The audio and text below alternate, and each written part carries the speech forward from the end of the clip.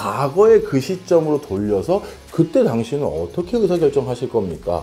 그러면 다들 정말 야 그때요? 하면서 낭망해하는 대목들이 몇 개 있는데 도시계획 중에서 난 가장 충격을 받았던 게 사실은 그거였어.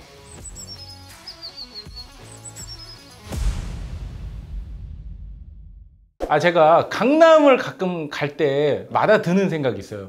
여기 참 좋다. 강남 어디? 형 혹시 봉은사? 봉은사 알지? 너무 좋지 않아요? 시내 한복판에 그런 큰 사찰도 있는 것도 좋고 그 동네는 또 내가 제일 싫어하는 게 뭐냐? 오르막길이야. 평지야 평지. 야 이런 평지가 있다니 하면서 정말 좋지. 그쪽이 행정구역상 어딘지 알지?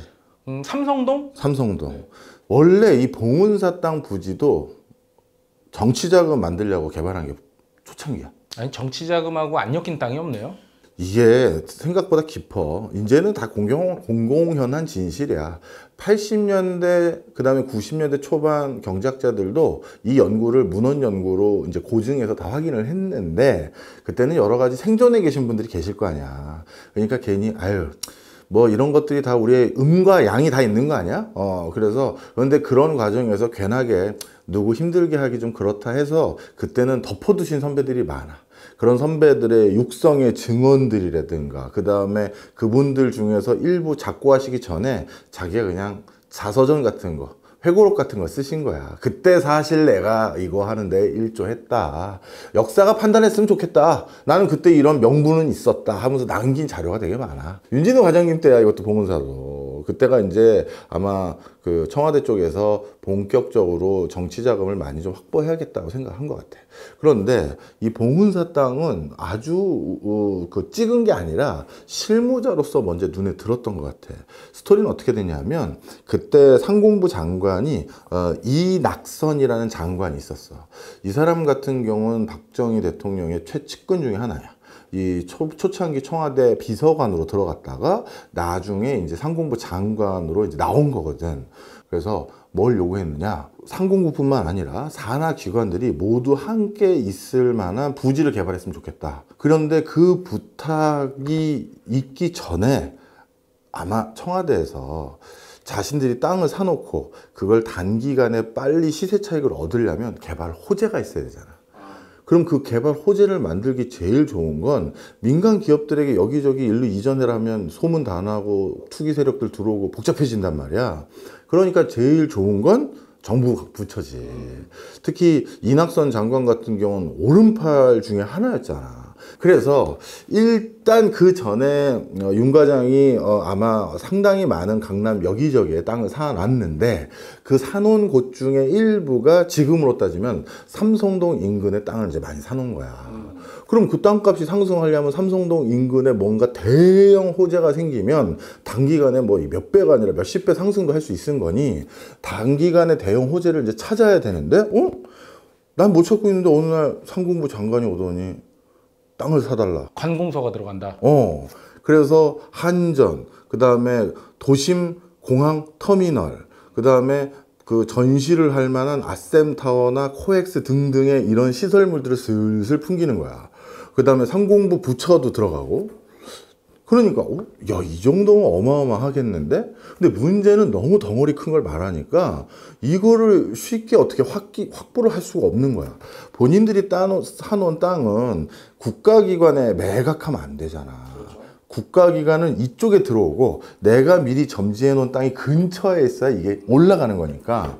그러면 이제 이 어마어마한 땅을 단기간에 매입을 해야 되는데 어디 땅이 있을까 하다가 이 서울 바로 외곽 지역, 특히 강남 쪽에 어마어마한 땅을 가지고 있는 사람이 하나 있습니다. 누군데? 바로 봉은사요. 사찰입니다. 사찰이? 네. 자, 봉은사가 어떤 절이냐면 역사는 되게 오래됐어. 견성사라는 그런 절이었는데 연산구 때 선왕인 성종이 죽었을 때 그 능 있지. 선능을 이제 능으로 잡았잖아. 그런데 선능을 잡고 났더니 그거 공양 드려야 되잖아. 그래서 우리 선왕의 능이 여기 잡혔는데 여기에 대해서 좀 공양도 드리고 불심으로 좀 우리 왕을 좀 후세들을 흥하게 해 주십사 해서 그래서 이름도 봉은사라고 이름을 올리고, 이게 국왕의 능을 모시는 사찰이 됐으니 돈이 많이 필요할 거 아니야. 제사도 많이 지내야 되고 아주 풍성하게 지내야 되니. 그래서 그 근처에 임야, 전, 답을 다 봉은사한테 준 거야. 조선시대 때. 그래서 인근에 땅만 한 10만 평 이상 있었지. 그래서 윤 과장님이 그 봉은사 인근에 땅과 논, 전, 답이면 충분히 상공부와 상공부 부처들이 전부 모여질 수 있는 공간이 될 겁니다. 한 거야. 그래서 그거를 이제 봉은사에서 사와야 될 거 아니야. 그런데 네가 만약에 봉은사 주지라고 쳐봐. 그때 스님 입장에서 지금 삼성동처럼 될 줄 알았을까? 아, 그럼요. 모르지. 몰라. 그건 모르는 거야. 그런데 등기부등본과 법적 관리를 확인해 봤더니 봉은사는 그 땅을 매각할 권리가 없었어. 아, 그래요? 조계종 총무원장이 있는 거야. 그래서 조계종 총무원장을 찾아가요. 그래서 봉은사 인근에 있는 임야와 논전답을 우리가 사고 싶은데 좀 팔았었으면 좋겠다. 그 얘기를 들었을 때 이분도 이제 고민이 되는데, 그 당시 그분은 그걸 해야 될 이유도 하나 있었어. 왜죠? 왜냐하면 그 당시 동국대학교 부지를 좀 확장해야 될 필요가 있었어. 아, 동국대. 불교가 기반이 된 대학. 조계종이 가지고 있는 대학이잖아. 그때 동국대에 이제 자꾸 이제 학생들이 밀려들고, 그 당시 대졸자들이 점점 늘어나니까, 그래서 학교를 좀 뭔가 부지를 더 확대해야 되는데, 학교가 여기 동국대도 이렇게 산 언덕에 있잖아. 그러니까 이게 부지를 더 확보할 만한 데가 없는 거야. 근데 그때 장충동 쪽에 동국대 인근에 뭐가 있었냐면 중앙공무원 교육원이 있었어. 아, 그런데 마침 그때도 국가에서도 중앙공무원 교육원을 대전으로 이관시키려고 했었어. 그 당시 또 그 박정희 대통령이 정권 잡으려면 어차피 영남은 나 지지하고 호남은 저 DJ 쪽이나 이쪽을 지지하니까 충청을 잡아야 되니까 충청의 선물을 두둑히 해야 되는 거야. 그래서 그 당시 충청의 선물을 두둑히 하기 위해서 각종 관공서를 이제 대전으로 보내는 거야. 그때 보낸 것들 중에 하나가 중앙공무원 교육원인 거야. 그래서 그때 그걸 보낼 때, 그러면 저기, 저쪽 저 건물이 이제 대전으로 넘어가면 빈 건물인데, 동국대 입장에서는 저걸 사고 싶을 거 아니야. 그럼 대금을 치러야 될 거 아니야. 근데 대금이 어디 있나? 그래서 봉은사를 일부 논전답, 그때 거기는 그냥 논밭이잖아. 그 논전답 팔아서 그 돈으로 여기 건물값 치르면 우리 동국대학교가 훨씬 더 부유해지고 학생들도 많이 받을 수 있겠구나, 그 생각을 한 거야. 그러니까 총무원장님도 지금 같은 상황 누가 알아 그걸. 당연히 합리적인 생각 하신 거야. 그 당시 또 장충동이면 부촌 중에 하나거든. 자, 그래서 그 좋은 동네에 좋은 건물 매입하는데 그 돈 써야겠다 해서 봉은사 땅을 이제 서울시에 팔기로 마음을 먹었는데, 중간에 상공부가 아니 우리가 쓸 부지를 왜 자꾸 서울시에게 맡기냐, 우리가 직접 챙기자 했는데, 이게 좀 낭패를 봤어. 원래 4억 얼마에 그 봉은사 일대의 근처 땅을 전부 다 사오려고 했는데, 서울시가 아니라 주무부처가 찾아오니까 주지 스님들이 생각이 달라진 거야. 주무부처로 바뀌니까 1억 정도 더 주세요 해서 더 받아가셨어. 그래서 그 부지를 그렇게 전부 산업부가 자신들의 텃밭으로 가져갈 수 있었던 거지.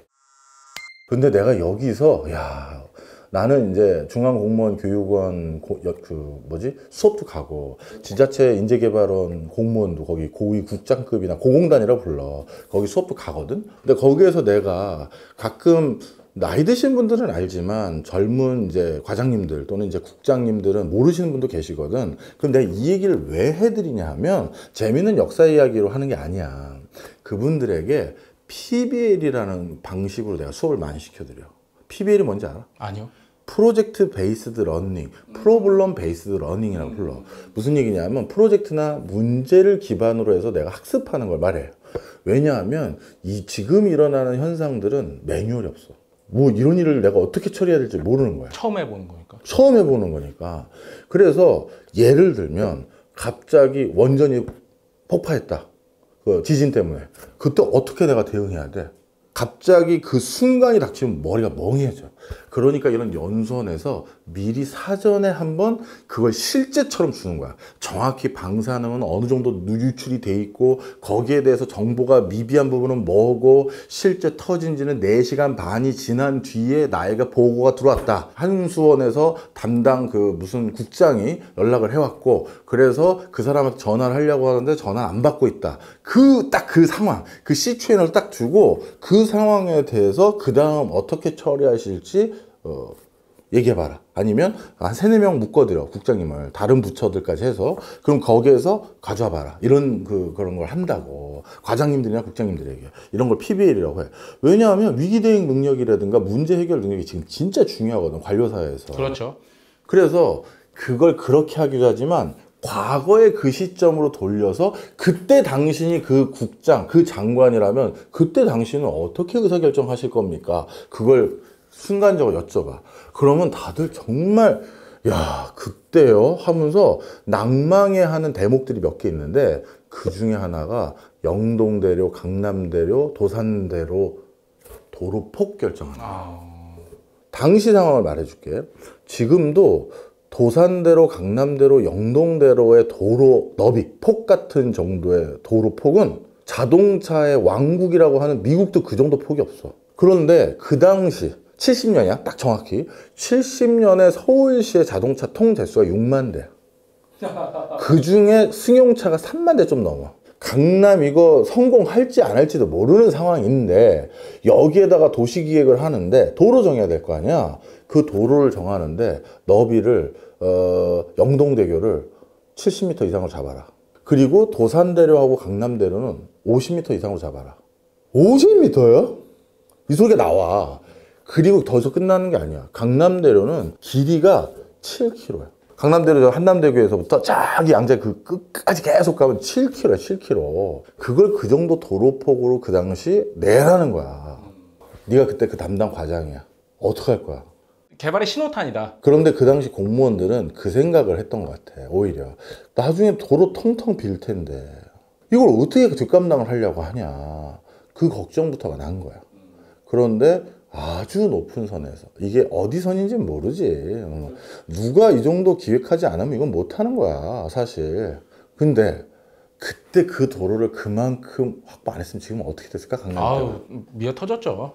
이건 뭐 내가 역사상 그 출장 가서 가장 혹독한 교통체증을 경험했던 곳이 2군데야. 방글라데시하고 인도네시아야.